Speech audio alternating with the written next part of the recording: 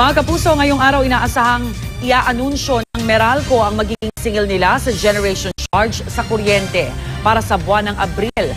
Sa pagtaya ng ERC, posibleng madagdagan ng generation charge ng 76 centavos per kilowatt hour ngayong buwan, habang 1 peso and 72 centavos naman para sa Mayo.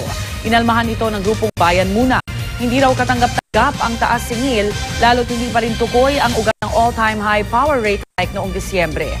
Pero ayon sa ERC, hindi nila basta pwedeng pigilan itong dagdag singil sa generation charge. Maapektuhan kasi ang supply ng kuryente kung hindi makakolekta ng taas singil ang mga distributor gaya ng Meralco. Wala pang pahayag ang Meralco kaugnay sa issue.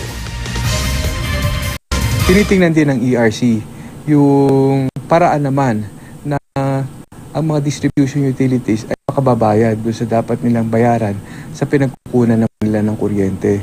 Dahil kung sila naman walang mapagkukunan nito at sila din ay hindi na masusuplayan ng mga power suppliers nila, kakapusin din o kukulangin naman din ang maibibigay nila sa atin.